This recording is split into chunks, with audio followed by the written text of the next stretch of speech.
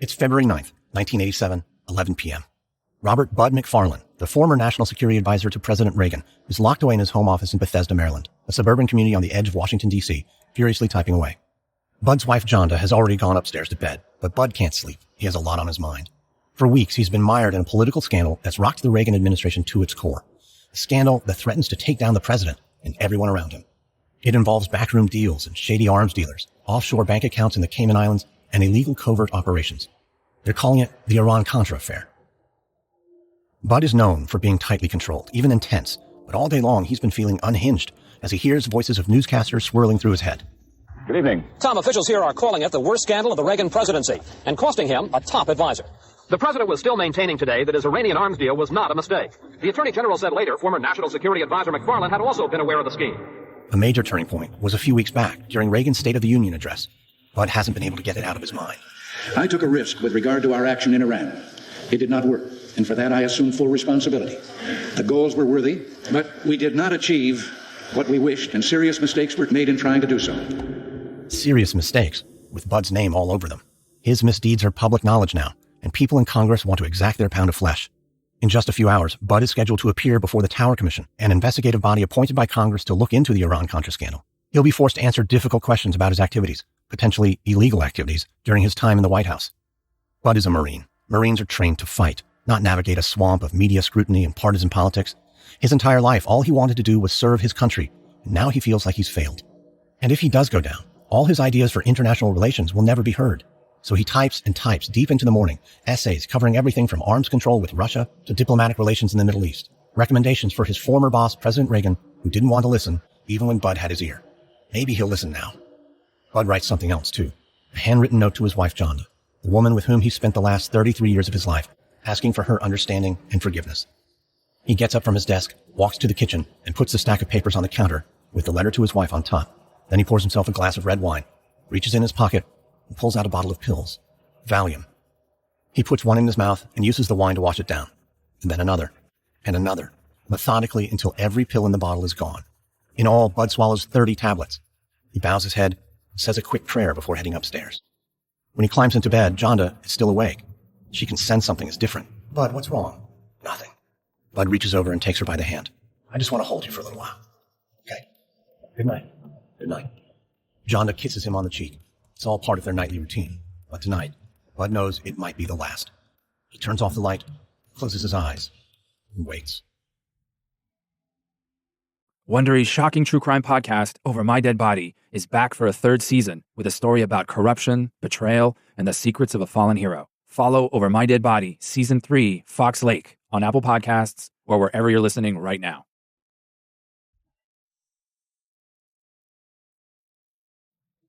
From Wondery, I'm Lindsey Graham, and this is American Scandal.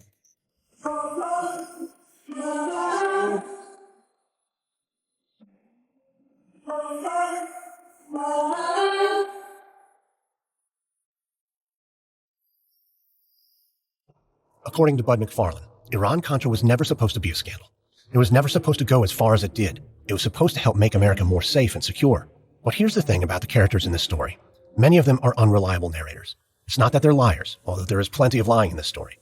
But the way people remember events can be selective, and most of the characters in the story wish things had turned out differently. Robert Bud McFarlane isn't as well known as some of the other players involved. Bud worked behind the scenes, but it's impossible to tell the story of Iran-Contra without bringing him in, because Bud is the man who started it all. Iran-Contra is the story of two covert operations in two seemingly unrelated countries on opposite sides of the globe, Iran and Nicaragua. Two countries, two operations, but one scandal that nearly brought a president to his knees. It's a scandal that implicated the highest offices of government. It would result in a 7-year investigation and 3 months of nationally televised hearings that asked fundamental questions about the nature of democracy. How could a complex, highly involved operation like this happen without congressional oversight? Just what did the president know and when? Is he accountable, or can laws be broken in the name of the greater good? That's what we'll be exploring in this 5-part series, Iran-Contra. This is episode 1, Bud. It's early morning on October 23rd, 1983, in Beirut, Lebanon, 3 years before Bud McFarlane swallows those pills. 2 Marines stand guard outside the main entrance of the Battalion Landing Team Headquarters, otherwise known as the BLT. It's a 4-story building on the edge of the tarmac of Beirut's International Airport and home to a large force of U.S. Marines who are inside the building asleep in their bunks. Lebanon is in the midst of a violent civil war, and the Marines have been sent there by President Reagan to help keep the peace. It's a dangerous mission, but the barracks are well fortified, surrounded by barbed wire, sandbag barricades, and most importantly, a 6-foot-tall steel fence. The sergeant-at-arms, along with his sentry, stand at the ready just outside the building's main entrance. Looking out into the early morning light, it's quiet. Airport traffic doesn't start to pick up until sunrise, so when twin beams from what looks like a delivery truck appear in the distance, the sergeant is surprised. Hey, are we expecting any deliveries today? Not that I know of, sir. The truck continues into an asphalt parking lot 200 yards away from the BLT and stops, then turns north and begins driving towards the Marine compound. Slowly at first, but then it picks up speed. As it approaches the barbed wire fence on the perimeter, the driver suddenly floors it and the truck barrels through. The sergeant quickly grabs his radio as the truck weaves its way through a maze of sandbag bunkers. A large truck is bearing down on me. Then he turns to the sentry. Lock and load your weapon. Yes, sir. On my command. The truck picks up speed, heading straight for the entrance. Fire. The bullets have no effect on the truck's progress as it smashes through the gate and into the heart of the building's lobby where it finally skids to a stop. 2,500 pounds of TNT leave behind a smoldering crater 40 feet wide, 30 feet deep, and hundreds of peacekeepers dead. It's 2 a.m. in Augusta, Georgia. Bud McFarlane is asleep in a hotel room when he gets the call. Marines are dead in Beirut. He doesn't know all the details, but he does know this. The U.S. military is under attack. He's only 6 days into his new job as National Security Advisor to President Reagan and on his first trip with the president in this role. Bud was a compromise choice for the national security position. He's loyal, polite, and efficient, but a threat to no one. It's a job he doesn't feel completely prepared for. He told several close friends a few days earlier, "This job is way beyond me. I should have gotten someone better like Kissinger." Now, faced with an actual crisis situation, Bud quickly leaps into action, calling the President and Secretary of State George P. Schultz, who decide to return to Washington immediately. At 8:37 a.m., President Reagan makes a statement from the South Lawn, expressing grief for the peacekeepers and their families, and then assures the public they will not allow someone of such a bestial nature to drive the United States out of the region. At 9 a.m., Bud and President Reagan enter the Situation Room for an emergency meeting. The President's cabinet is waiting. Reagan gets right to the point. Priority number 1, find out who's responsible and smoke them out. It doesn't take long for the intelligence to report that Iran is behind the terrorist attack, and Bud knows exactly where the terrorists are. The Bekaa Valley, a fertile region about 100 kilometers east of Beirut. Bud knows Lebanon well. He came to the White House directly from Beirut, where he worked on the ground. He knew many of the Marines who were killed by the truck bomb. And more importantly, he knew what happened to them could have been prevented, if only people had listened. For months, he has tried to get the Reagan administration to take a more proactive stance, to get the Marines off of the airstrip and turn them loose on terrorists operating in the region. But no one listened. Many of the cabinet didn't want to get involved. Reagan deferred to his team of advisors. The result was paralysis, and now 241 dead American servicemen. In the past, Bud was on the outside looking in, but now he's the National Security Advisor. His recommendation to the president is firm: launch an airstrike, take them out. But there are other voices in the room, louder voices. 2 in particular, Secretary of State George Schultz and Secretary of Defense Casper Weinberger. The 2 men couldn't be further apart. Schultz with his gray, thinning scalp and light eyes, Weinberger with brown hair and dark, piercing eyes. But more importantly than their appearance, the 2 men don't particularly like each other, and they disagree on everything. Schultz sides with Bud. He believes the U.S. should strike back. He's a former military man, like Bud, and he isn't afraid to use force. But Secretary of Defense Weinberger vehemently disagrees. The Vietnam War taught Weinberger the military should only be used as a last resort, and only with a national political consensus. His suggestion: get the Marines out of there as soon as possible. Bud all but begs the president to take action, but Reagan doesn't listen. He sides with Weinberger, and within a matter of months, the peacekeeping force is withdrawn. When asked by Newsweek what prompted the U.S. to pull out of Lebanon, Bud tells them: paralysis. In Bud's eyes, the Beirut bombing is a crippling defeat at the hands of terrorists. A catastrophe that can never happen again. The price is too high. Bud is a soldier, and he learned a different lesson from Vietnam during his 2 tours of active combat duty. In the face of a dangerous enemy, there's only one thing to do: fight back. So Bud steels himself. He resolves to break the political standstill crippling the country. But to do that, he'll need the president's trust. When Ronald Reagan ran for president, he employed a simple campaign slogan: "Let's make America great again." And it resonated with the American people. Reagan beat Jimmy Carter in a landslide. Reagan's victory was, in no small part, due to his foreign policy ideas authored largely by Bud McFarlane. From the very beginning of his tenure as National Security Advisor, Bud knows he's the odd man out. Reagan's cabinet is filled with wealthy men like George Schultz and Casper Weinberger, titans of business who came into their jobs with money, fame, and power earned in the private sector. But not Bud. Bud is a career public servant. But Reagan sees something in Bud, and Bud is determined to prove the president chose the right man for the job. Bud has always dreamed of making a difference in the international realm. He served in Korea, Japan, and Vietnam, is a fierce patriot, and wants to serve his country. But none of Reagan's advisors are sure he has the abilities or the skills to negotiate his way through the strong personalities who surround the president. His methods are quiet. He listens rather than confronts. But over the next few months, Bud earns Reagan's trust. He is loyal and knowledgeable, with well-thought-out foreign policy ideas. And most importantly, Bud is humble. He ingratiates himself to the president. Soon he and his wife are invited to private dinners in the White House dining room with the president and the first lady.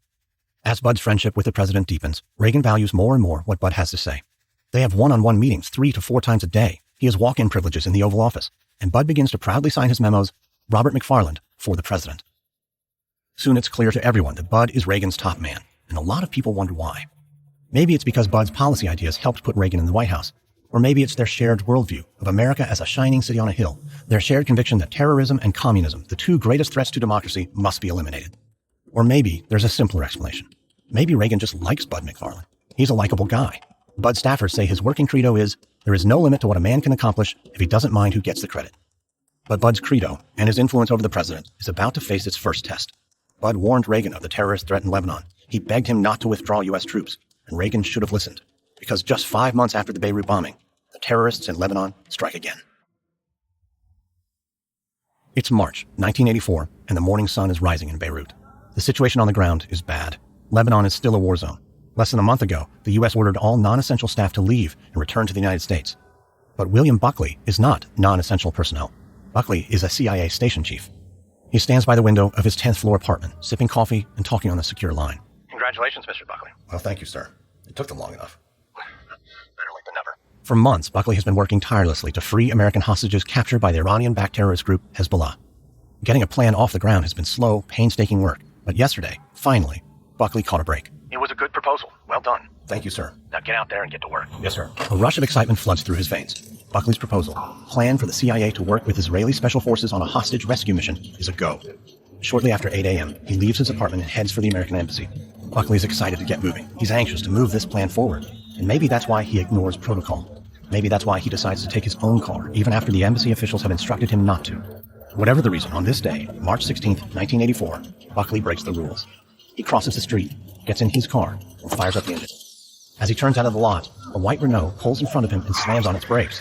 Behind him, a second car speeds in and blocks his path. A man runs up to his driver's side window. Buckley cries out, "What the hell is this?" The man responds by shoving a gun to Buckley's head. He forces Buckley into the Renault and floors it. Buckley, the CIA station chief who had been sent to Beirut to fight terrorism, is now a terrorist's hostage. In March of 1984, the terrorists release a video. The tape makes its way from the Middle East to Washington, D.C., where it lands on the desk of CIA Director William Casey.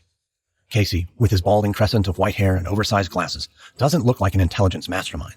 But Casey, the venture capitalist turned CIA director, is a multimillionaire known for his brilliance and strategic vision. He knows the terrorists behind this are backed by the leader of Iran, a man with no love for America, a country he calls the Great Satan, Ayatollah Khomeini. The tape sent to Casey by the terrorists shows Buckley emaciated, beaten and bruised, pleading for his life. Casey takes the tape to the White House and plays it for the president, who breaks down in tears. Casey nearly does too. He feels personally responsible for William Buckley's capture because Casey is the man who sent Buckley to Beirut. But at least he's still alive. Casey wants his agent back. But there's something else looming over Bill Casey in the summer of 1984. He's been diagnosed with terminal brain cancer. The doctors don't know how much time he has left. If Casey wants to save Agent Buckley, he will have to move fast. Bud McFarlane wants to be like his former boss, Henry Kissinger. Bud worked side by side with the former Secretary of State in the Nixon White House. From Kissinger, Bud learned firsthand that a national security advisor can make an impact on the global stage. Kissinger's overtures to China made him a foreign policy legend, and that's exactly what Bud wants to do in Iran. He wants to reestablish diplomatic relations. Bud knows Bill Casey wants those hostages back, and diplomacy is a tried and true way to make that happen. So Bud takes the idea to Casey and makes his pitch. Re-engage Iran by opening channels with the anti-Khomeini, anti-terrorist Iranians. Casey jumps at the idea, and they create a report on the feasibility of establishing diplomatic relations with Iran. But when they deliver the report to Reagan and his cabinet, it's shot down. That's in large part because Reagan listens to the advice of Secretary of State George Schultz and Secretary of Defense Casper Weinberger. In a rare moment of unity, Schultz and Weinberger reject Bud's idea. But just because they agree on what not to do doesn't mean that they can find common ground on how to deal with the growing problem in the Middle East. Once again, nothing is getting done. Once again, paralysis. Schultz and Weinberger have been fighting it out ever since the Beirut bombing, and now, in the wake of Buckley's kidnapping, the debates over Lebanon have reached a fever pitch. In late 1984, an unnamed source at the White House tells the New York Times The clash between Schultz and Weinberger and the inability to go anywhere to get disputes settled produced paralysis. Though there's no proof, it's not hard to imagine that the source is Bud McFarlane. Schultz is in charge of diplomacy. Weinberger is in charge of the military. But Bud is in charge of national security. And to keep America safe, he needs Schultz and Weinberger to get on the same page. Bud believes diplomacy must be backed by military strength. And if diplomacy breaks down, Americans will not be safe. Bud and Casey invite Schultz and Weinberger to a weekly breakfast meeting. The two foes begrudgingly accept. The foursome, which Bud ironically names the family group, meets once a week in the Pentagon dining room, or sometimes in a restaurant or cafe in Foggy Bottom, a neighborhood just north of the Washington Mall. Bud brings a well-prepared, clearly laid out foreign policy agenda to every meeting, which they discuss over the meal. But over the course of the next couple of months, these discussions often turn into just arguments. And not always arguments over foreign policy. Sometimes Schultz and Weinberger even bicker about the breakfast menu. Meanwhile, the situation in Lebanon escalates. And then, a year after William Buckley is captured, 6 more Americans are kidnapped by terrorists. Schultz and Weinberger, like Bud and Casey, and like all of the men in Reagan's cabinet, agree on the end goal. They want the hostages home. They just disagree on the best way to get there. But when Reagan's advisors find themselves at cross purposes, they tend to eat their own. And in February of 1985, Bud McFarlane is about to learn the hard way that no one has a bigger appetite than the president's new chief of staff, Don Reagan.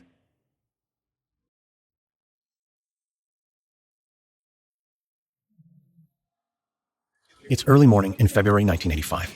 Bud opens the door to his office. He sets his briefcase down on his desk, but before he even has a chance to grab a cup of coffee, it's the hotline to Don Reagan's office, the president's new chief of staff. Don? Get up here, right now. It's whispered in Washington that Don Reagan thinks hail to the chief refers to the chief of staff. Don's called brash, imperious, and obsessed with preserving the image of his own power. And it's an image he crafts with delicate precision. Bud sees it every day in his top-of-the-line tailor-made suits and his neatly groomed, slick-back hair. Bud's heard all the rumors, and he knows why Don's upset. Last night, there was an incident in East Germany. A U.S. Army major was killed on a routine inspection mission in the Soviet zone. Bud didn't notify Don.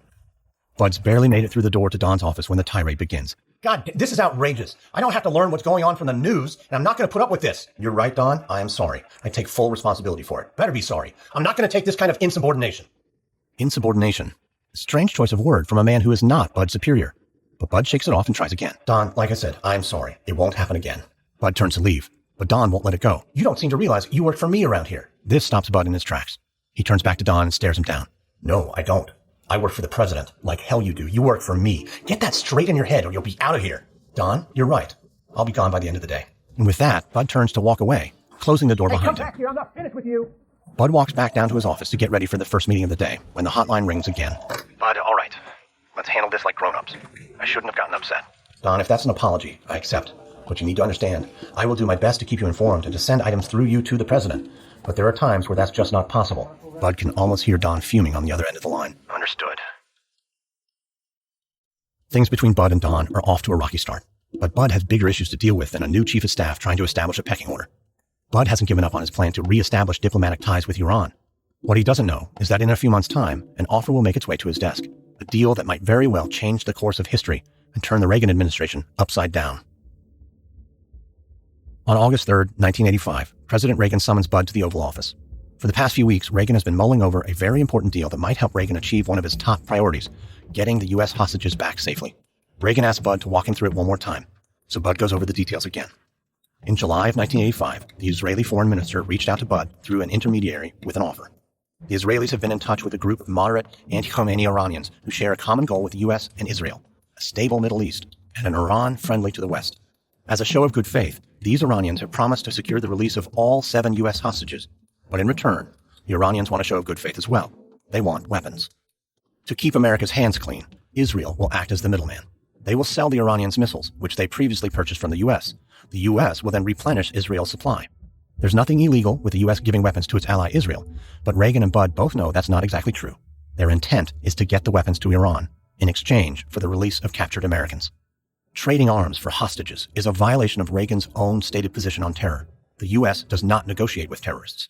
Not to mention, it could get both of them in a whole lot of trouble.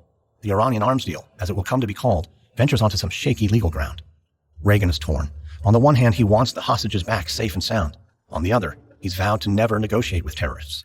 But America isn't exactly negotiating with terrorists. Israel is. Reagan stares at the carpet for a moment before looking up at Bud. I want to go ahead with it. I think it's the right thing to do. Bud nods. At last, some forward movement. The arms for hostages deal is officially a go. Bud gets right to work. Later that same afternoon, on a secure conference call, he notifies Reagan's cabinet. CIA Director Bill Casey is enthusiastic in his support, but not everyone shares Casey's excitement over the deal. Schultz and Weinberger again find themselves on the same side.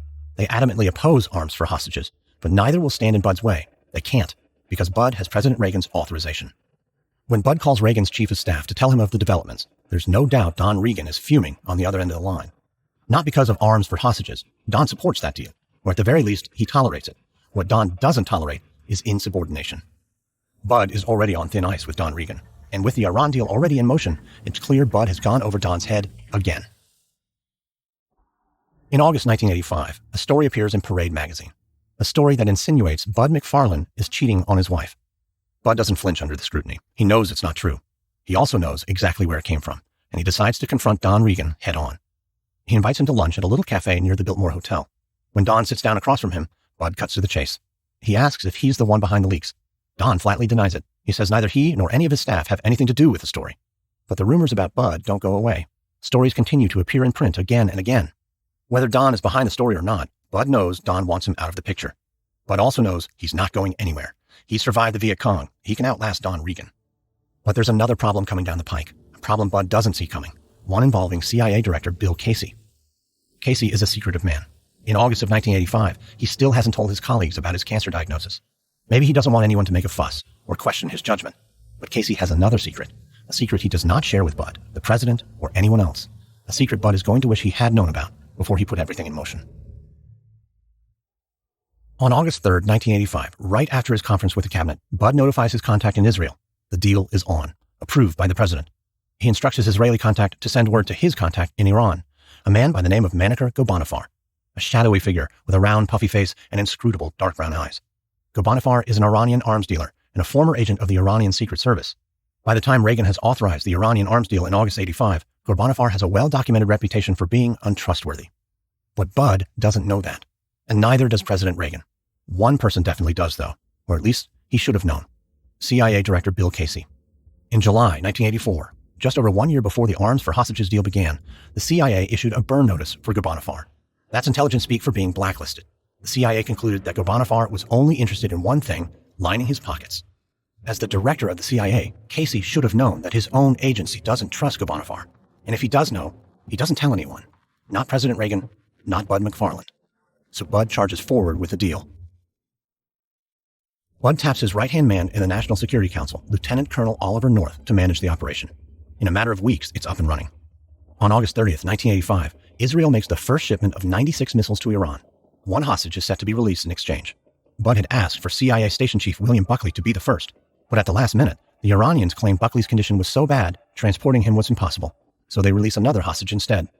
When the news reaches Washington, Casey is furious, and now Bud is deeply concerned. The U.S. government asked for Buckley, and the Iranians agreed. But now they were changing the deal. But no one presses pause. On September 15th, the Israelis make a second shipment. The very next day, Bud gets more concerning news from Lieutenant Colonel North. The Israelis were supposed to deliver 100 missiles. Instead, they sent 408. When Bud asked North why the Israelis sent more than was agreed on, North's answer is concerning. Iran's price went up. At the National Security Briefing on September 16th, Bud privately expresses concerns to President Reagan. Bud tells the president that the fact that the Iranians keep changing the deal is a bad sign. He thinks they're being extorted. But Reagan's position doesn't change. One hostage was released. There are 6 more to go. The deal is still worth pursuing. And so, in November of 1985, 500 Hawk missiles are set to make their way from Israel to Iran. It's supposed to be a simple operation. Like the last 2 deliveries, the Israelis will package the weapons in wooden crates, load them up on cargo planes, and make the 7-hour flight from Israel to Lisbon, Portugal. Once the Israeli plans are approved by custom officials on the ground there, the planes will take off and fly 5,000 miles to Tehran, where Ghorbanifar and the Iranians will be waiting to receive the shipment. But the operation does not go as planned. Instead, it's a complete and total disaster. Custom officials in Lisbon unexpectedly refuse to let the Israelis land, so the planes turn back and fly home to Tel Aviv. The Israeli foreign minister calls Bud in a panic. The lives of hostages are at stake. If the Iranians suspect foul play, they might do them harm, maybe even kill them. Bud turns to Oliver North for help. North enlists the help of the CIA to help Israel deliver the 500 weapons. But something there goes wrong too. When the Iranians open the crates, there are only 18 missiles inside, and each of them carries the Star of David etched on the casing. In addition, they wanted anti-aircraft missiles, but these missiles aren't what they requested. The Iranians are convinced Israel did it on purpose. To them, it's an act of sabotage and insult. There's also the matter of Manaker Ghorbanifar. While the Hawk shipment went sideways, the money traded hands from Iran to Israel before the shipment took place. Ghorbanifar is the middleman, which means even though the 500 weapons were never delivered, Ghorbanifar still took his commission to the tune of $1 million. When word of the botched arms delivery reaches the higher-ups at the CIA, Director Bill Casey is in a tough spot. Technically, he needed written approval by the president to authorize a covert operation. That didn't happen, and that technical detail is what will elevate the Iranian side of this scandal from the improper to the potentially impeachable. For a covert operation to take place, two things have to happen. One, the president is required to sign a finding, a confidential directive authorizing the covert op, as in the president finds a covert action to be in the interests of national security. Two, the finding is supposed to be delivered to Congress. They don't have to approve it, but they have to be told about it. Before the November 1985 Hawk mission, Reagan didn't sign a finding, and he didn't notify Congress. And when the CIA got involved, Casey didn't request one. No one did. What Reagan did do is verbally approve the transaction. But without a signed piece of paper, everyone could end up in hot water with possible investigations into the White House and into the CIA, or worse, possible articles of impeachment. Under pressure from his CIA colleagues, Casey goes to Reagan to obtain a retroactive finding. A retroactive finding isn't strictly speaking even a thing, but it's something, and it might give the CIA and the president legal cover. So Reagan signs the finding, but it never makes its way to Congress. After this arms shipment disaster, the Iranians are furious. They feel they've been duped by Israel. But the biggest worry on the minds of Reagan and his cabinet are the 6 remaining hostages. If Iran's anger shifts from Israel to the United States, the consequences for the hostages could be lethal. In late November 1985, Bud is despondent, and he's embarrassed. He had hoped that making inroads to Iran would place him in the company of men like Kissinger. He wanted posterity to see him as a strategic thinker with a grand geopolitical vision, the man who brought stability to the Middle East. But in the aftermath of the failed Hawk missile shipment, Bud's dreams of grandeur are beginning to fade. In their place, the nagging suspicion that he's been played for a fool.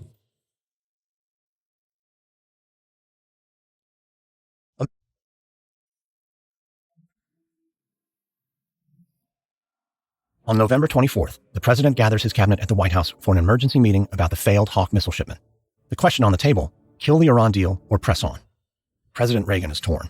The Iran arms deal goes against his own policy on terrorism. It also violates the Arms Embargo Act and enters into some seriously murky legal waters. But on the other hand, American lives are at stake. There are still 6 hostages wasting away in Iran. Besides, Israel botched the delivery, not the U.S. If Reagan wants to mend the bridge with Iran and continue the deal, there is still a chance the Iranians might be game. Bill Casey agrees. The risk is high, but in his mind, it's worth the reward. But Bill Casey is in the minority. Bud, the man who set the Iran deal in motion, has had enough. He wanted to make headway with Iran. But Ghorbanifar and his cronies are not who they said they are. They're not to be trusted. Bud does not mince words. The deal is not working. Time to call it off. And Schultz and Weinberger side with Bud this time. The arms deal is dubious at best, and at worst, potential grounds for impeachment. Reagan knows he's flirting with a legal gray area, but his concern for the captive men wins out. He says, I can answer to the charges of illegality, but not to the charge that big, strong President Reagan passed up a chance to free hostages. But Weinberger won't back down. He presses the issue. This deal is illegal, period. In a tense moment, Reagan uses some of his famous charm to lighten the mood. He quips, if he goes to jail, visiting hours are on Thursdays. But nobody laughs. Weinberger's reply is foreboding. Oh, you won't be alone. At the end of the meeting, Reagan begrudgingly defers to his cabinet, and a consensus is reached. Until we have a better idea of who we are dealing with, no more arms sales, no more talks with the Iranians. The Iran operation is officially dead. But there's still the issue of the hostages. Everyone agrees the U.S. will have to find another way to get them back. In the meantime, someone needs to meet with Ghorbanifar to politely call off the deal. The last thing Reagan wants is the Iranians to turn on the U.S. and cause harm to the hostages. Reagan asks Bud if he'll handle it. Bud, the good soldier, says yes, sir. Then he gets on a plane and flies to London to meet with the Iranians face to face. It's early December, 1985, inside a dark apartment in an old Victorian building in London's West End. Bud McFarlane sits at a table in front of a shelf of dusty books. Standing behind Bud is a gaggle of U.S. officials, including Lieutenant Colonel Oliver North. On the opposite side of the table is Manager Ghorbanifar. The mood in the room is tense. Bud breaks the silence and leads off the meeting. Mr. Ghorbanifar, I am here as a representative of the United States with specific instructions. The U.S. entered into this deal with the hope that your associates wanted to open up a diplomatic channel with the U.S. We held up our end of the deal. When your people are ready to talk about real change, we'd be glad to continue the conversation. Ghorbanifar says nothing. Instead, he stares, his dark eyes cutting through Bud. So Bud presses on. Mr. Ghorbanifar, whenever your colleagues are ready for this, they should say so. Until then, we have no interest in continuing this deal. Ghorbanifar continues to stare as his face slowly turns a bright red. And then he blows his top. You're idiots. The U.S. has no right to make a mess of things and walk away. The people I'm dealing with are not to be crossed. Ghorbanifar leans in close to make sure Bud gets the message. They need arms to fight the Iraqis, and if they don't get them, there will be hell to pay.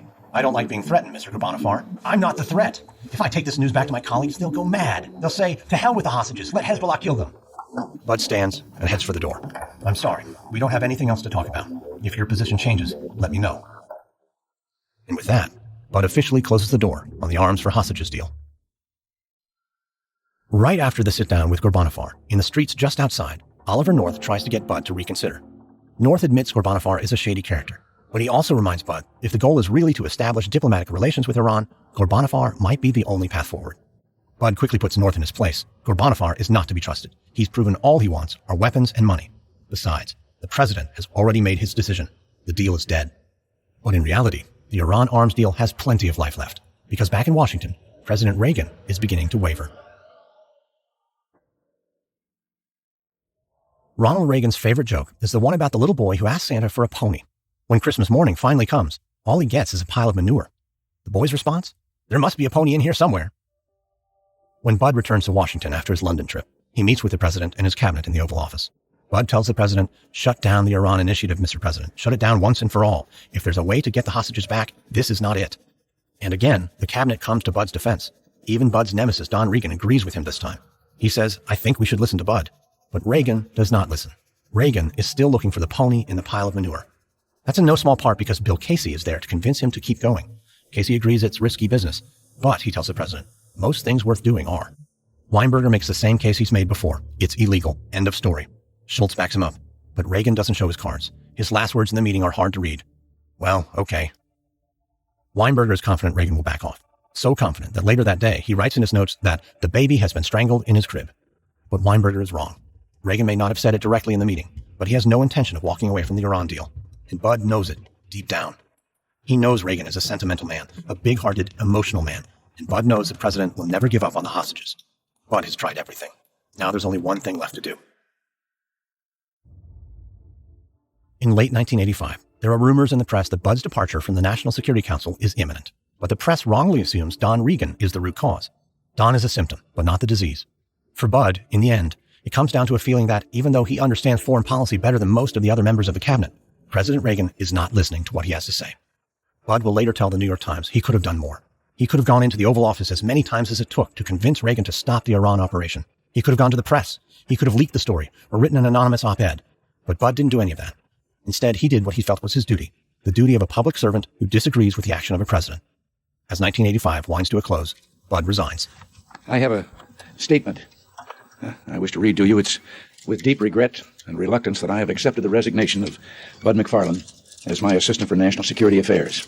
Let me say that I shall never forget the sacrifices that you and your family have made in the service of your country. But before you get too comfortable, I should warn you that I'll probably be calling on you from time to time for your wise counsel and advice. In Bud's absence, the arms for hostages deal evolves, and then it intensifies. Unbeknownst to Bud, his right-hand man, Oliver North, has been developing a new plan, a secret plan. It starts with a bank account in the Cayman Islands and involves dubious quid pro quos and the illegal transfer of weapons, and it will end in the jungles of Nicaragua, where a growing communist threat is rearing its head. It's a plan to kill two birds, terrorism and communism, with one stone. A plan that's so simple it's genius, a plan called the diversion. When it comes to Iran-Contra, arms for hostages is just the tip of the iceberg. Next on American Scandal, we'll take a trip to South America and follow Lieutenant Colonel Oliver North as he carries out another covert operation deep in the jungles of Nicaragua.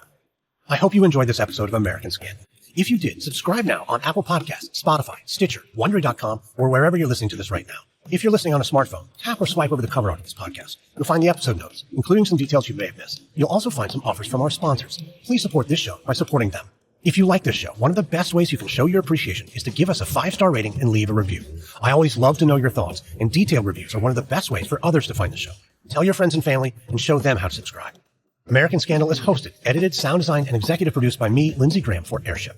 Additional production assistance by Derek Barons. This episode is written by Stephen Walters, edited by Andrew Stelzer. Our consultant is Malcolm Byrne. Executive producers are Stephanie Jens, Marshall Louis, and Hernan Lopez for Wondery.